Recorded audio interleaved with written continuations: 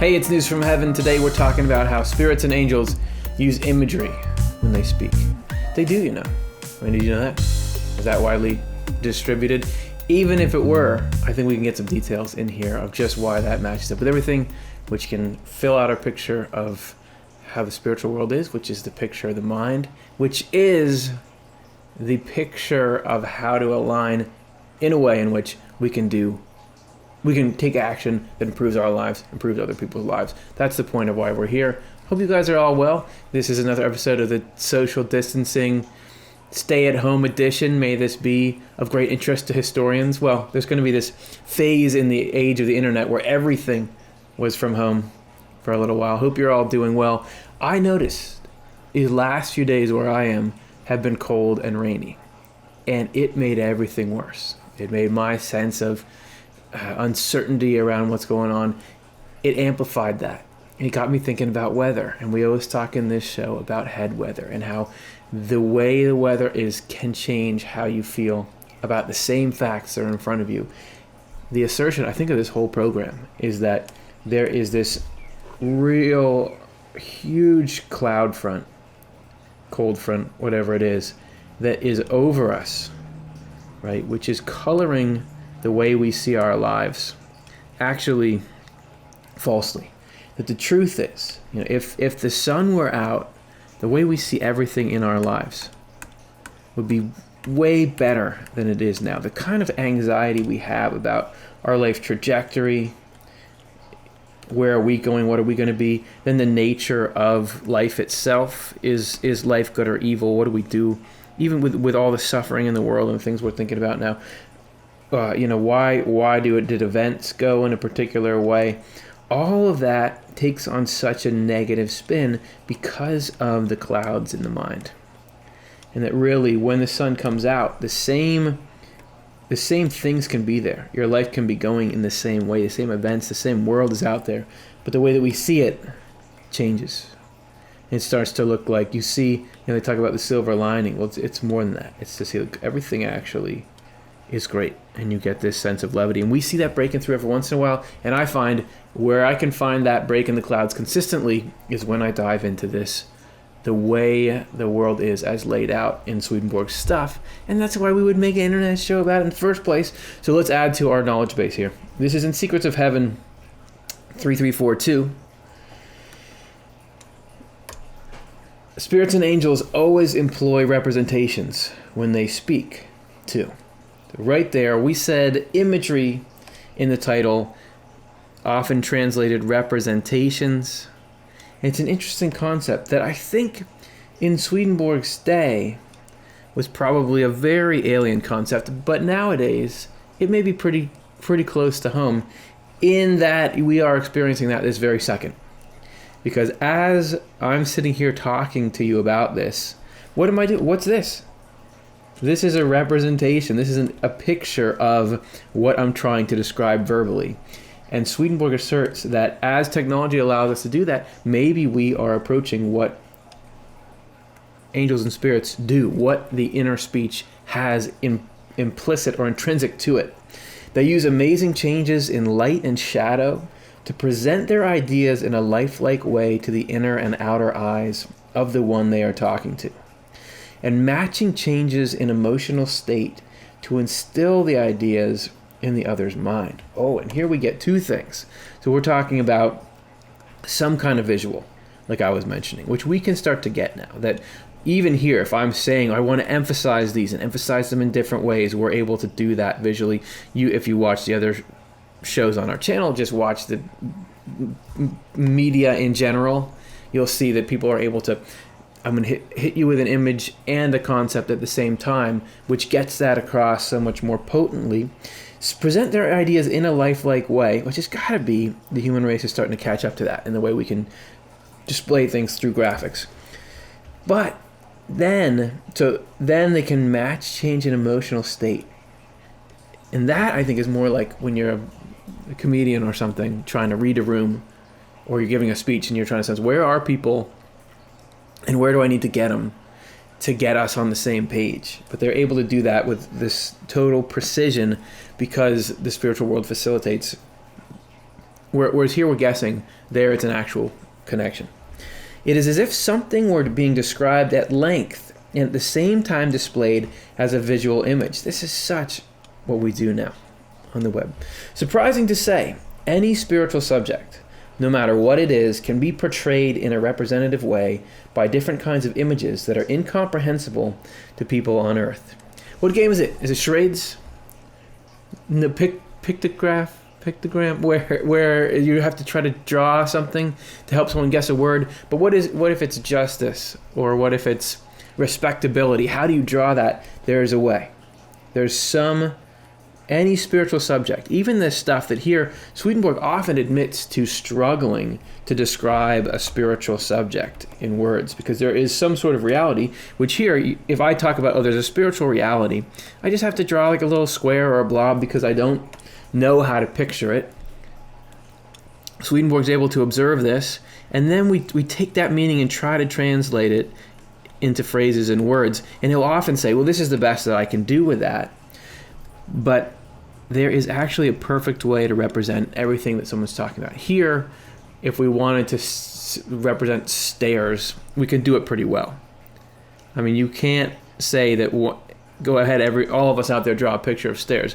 None of yours are going to be quite as good as this, but they're all going to be different because there's all different kinds of stairs. However, there's some essence that underlies the concept of stairs that makes it so that we know that fits into being stairs, that is not stairs. What a moving example.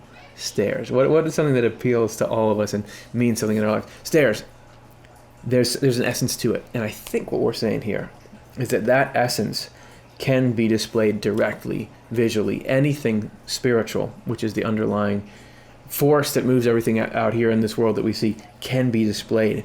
So to be able to directly upload the thing itself, man, what could that do to being able to communicate things? And don't we all suffer from it, not really getting where each other are coming from, not really understanding how to coordinate the needs of different people, and have people who know something trying to get other people to understand it. Don't we see that right now with this pandemic we find ourselves in? People are saying, look, this is what we've studied this stuff, and this is what we're saying to do, but it's hard to convince people this is what you need to do, and there's all this confusion. Wouldn't it be great if you could get the meaning right there?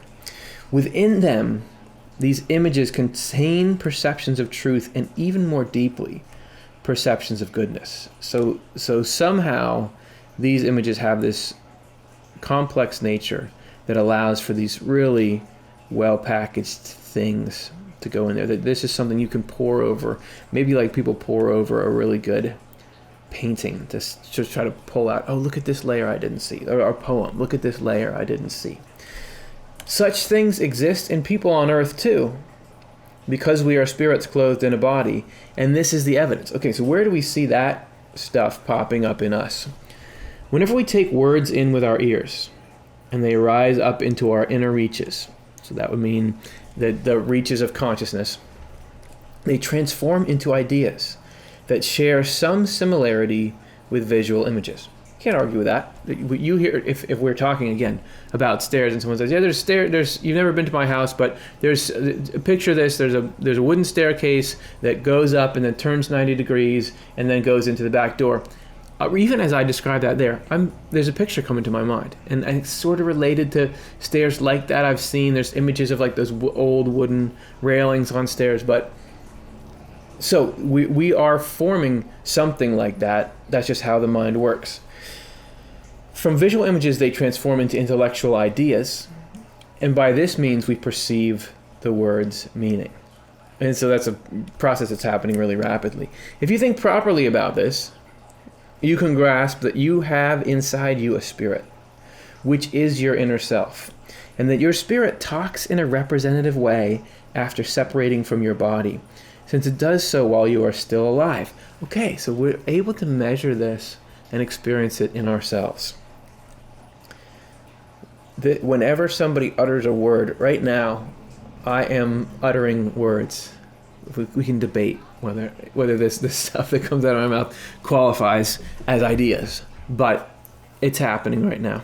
Regardless, nobody can stop it. What are you going to do? How are you going to stop it? No, don't click away. I'm sorry. That's happening. That's hitting your ears, but your mind is turning it into pictures, which then go into concepts. The process that these angels and spirits go through is happening subtly in us right now. The difference with the angels and spirits is that they're able to, I would picture it kind of like a hologram you see in science fiction movies, that can actually be displayed so it's very tangible and multiple people could interact with it and see it, rather than just the faint, oh yeah, we can tell that that's happening, we have here. But it's the same thing, because we are in that world right now.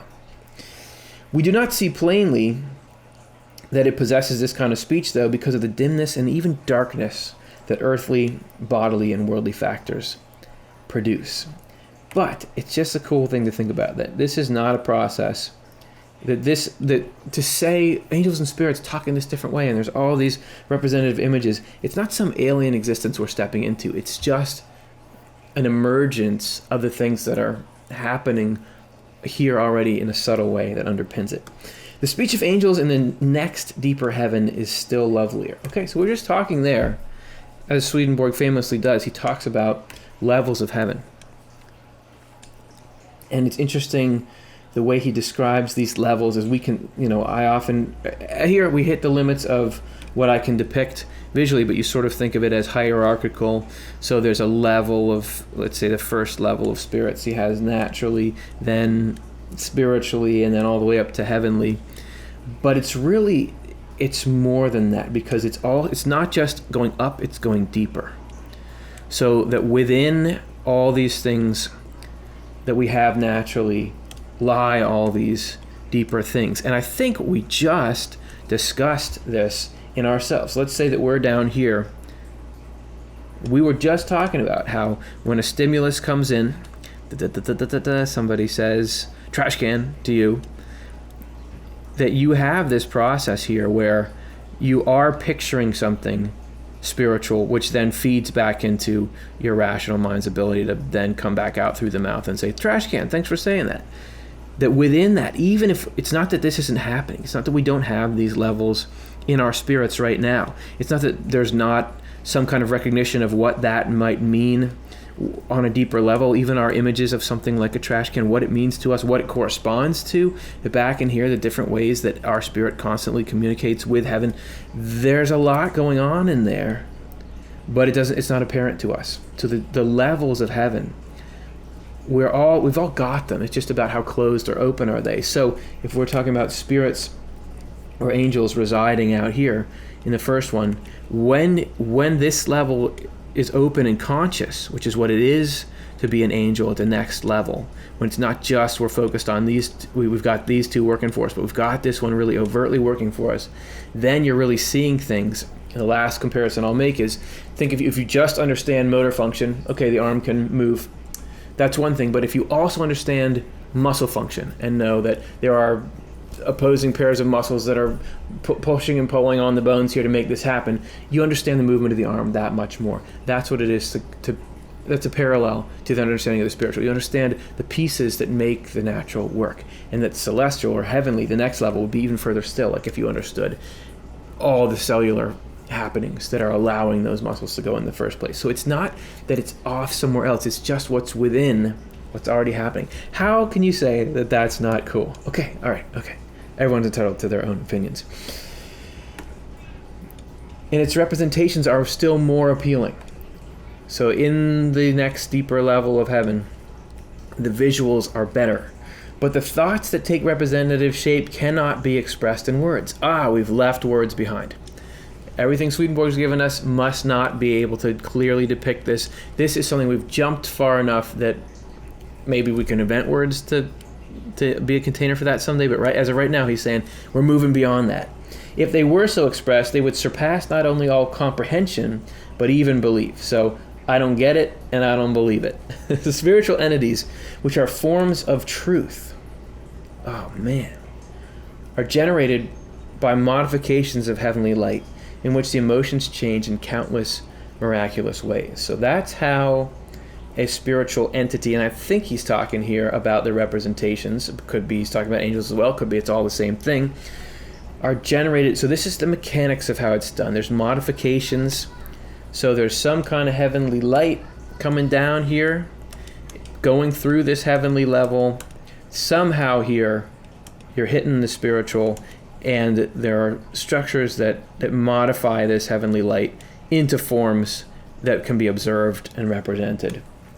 And I just think it's cool to think that here you have forms of truth. That's why I said, oh man, here you got forms of truth, and up here I'm assuming we'll find it's forms of love or forms of goodness. That this is all a chain of the same things. I knew it! Heavenly phenomena, which are forms of goodness, are generated by modifications of heavenly fire or warmth, because there's another thing that comes out of the Lord. It's not just truth, it's love. And Swedenborg says it's direct parallel to how heat and light are coming out of the sun, however tied together, but you can measure each separately. This level is what's creating these forms of love. This is the forms of truth. I'm telling you. So they stir all the emotions. We take up this deeper style of speech as well when we separate from our body, but only if we devote ourselves to spiritual goodness.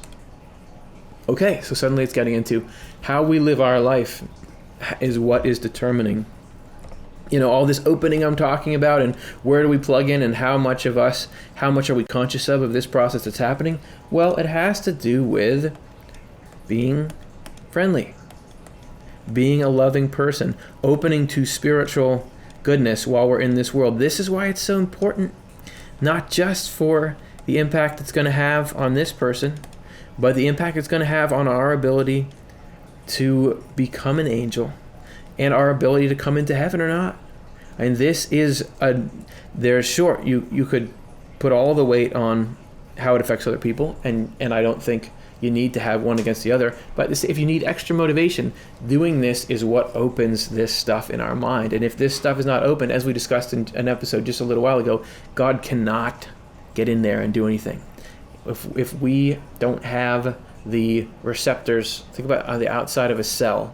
I've never seen the outside of a cell, I don't think. I've seen some pictures, maybe. I never would have known this, but I was told in school that at the outside of the cell membrane, there are these little receptors all over the place. And when certain chemicals come in from the bloodstream or something like that, they bounce around, and if they plug into their particular right receptor on the cell knows, oh, this is something I can let in, lets that thing in. Unless we have those channels, God's love and goodness can be right out here in the bloodstream trying to come in. I know that I don't know, but I believe that when you're diabetic or you have some kind of insulin problem, I don't know what I'm talking about, but there's glucose, something that you need. There's a ton of it in the bloodstream. It just can't get into the cells. It's not like you don't have it, it just can't get into the cells. It's not that we look around in this world and say, man, there's just not enough love. There's not enough love out there. The love is there, and the truth is there. No, the truth is not out there. The truth is there, the love is there. What's missing is receptors. There's infinite amounts of it, but the work we're trying to put in and do, the great work of providence and God and all of us, is we got to reopen those receptors, because as humanity we've collectively closed a lot of them over the generations, and that blocks all these processes that were meant to work. Can't work now. Okay, so this is why it's important for us to get what we're talking about here. We take up this deeper style of speech as well. Yeah. Oh no, this is a good way to end it here. We take up this deeper style of speech as well when we separate from our body, but only if we devote ourselves to spiritual goodness. Did a great riff on that. Rewind the tape like 4 seconds and you'll see I did it. Which is goodness born of faith, which is goodwill toward our neighbor. This word faith in Swedenborg means an affection for the truth. You love the truth. And the truth, if you think about what the truth is, the truth all points toward, I am not greater than the person next to me. I mean, it's just reality, because we have a general tendency, and I don't need to belabor this, but to think, I'm more conscious, what happens to me matters more than somebody else off somewhere else. But all of the truth, if you actually knew the reality, the more you learn about people, you realize, oh, they're people too. That's what all of faith points toward, goodwill toward our neighbor. That's what he can equate these two. Faith is goodwill toward the neighbor, because the truth points us in that direction, because God, which is truth, is the will to have everything go well for everyone, while still alive in the world.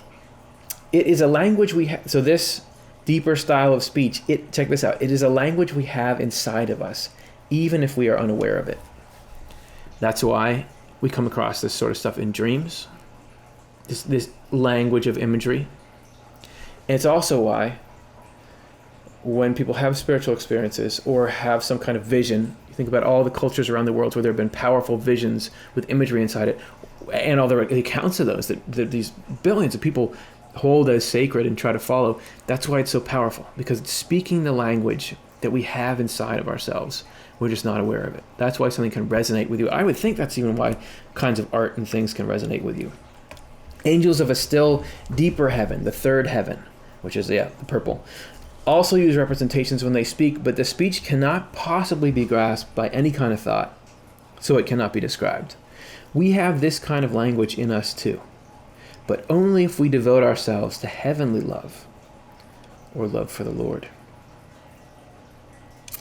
Again, we take it up after separating from our body as if born into it, even though we were unable to form any conception of it as long as we were alive in our body, as noted. So the deepest language, we really are almost all the way out of touch of it, even though it's there and we're ready for it. Like if you live the right way, it's like you were born into it. In short, representative images attached to thoughts bring speech virtually to life. You ever try to communicate something and just wish, I just wish I could get what I mean out there? Speech alive. Everything as we move spiritual gets more and more alive. Language is least alive of all in us. No offense. Since our speech is verbal, more alive in angels of the first heaven, still more alive in angels of the second heaven, and most of all in angels of the third heaven, since they are most directly steeped in the Lord's life. Whatever comes from the Lord is inherently alive. Nobody doesn't want to be alive. Nobody doesn't want life. If something is described as, this is living, you can say, I don't want to have all these rules and regulations. I don't want the Lord telling me to be nice instead of be mean. I want to go do. Everybody wants life. If you're described as this is living and this is dead, I don't know. To me, living, of course, I want to do that. So how do we get those receptors in? How do we build that? How do we build that network of channels that's going to let the Lord's life in? And as we do, as we learn to listen, not to this, because all this stuff in the head, all this negativity, even though it seems like within us and it can be powerful, it's really all superficial. Everything it's saying is dead. It's because it's false. It's actually doesn't have any roots in, if we were to try to point roots upward, if this is what's actually going on, the Lord is what's actually going on. And the way that things are actually arranged, the way events are going to play out, the way that life is, what's going to happen to us, this is actually all the truth of it. What's actually going to go down is in the Lord. All this stuff from the head weather that's trying to get us down all the time, it does not have any grounding in reality. So it's dead. And the more that we can listen to that language that's deep inside of us, that comes out of love and truth, the more we will get the actual story. Because that language is the language of truth. It's what's spoken in heaven, and it's if you really had to write an essay on what's going on in our lives, actually, the paper you'd get an A on is the one written in that language that has a message of hope and redemption and best case scenarioism, that things are going to be okay. That's the language, and that's the news from heaven. How'd you like it? Let me know. What does it do for you? Is there a way you used concepts from this show this week? Let me know in the comments. Connect. Let each other know what's going on. Great time for everybody to be pulling together. And remember, though, we've got this deeper stuff that connects us. There's a whole world even outside and around the physical world that we're in, and there's care and an abundance of love and light out there. And it is constantly working in every way possible to get into us and bring us into peace and happiness and what life really is. So thanks for watching. I'll see you again soon.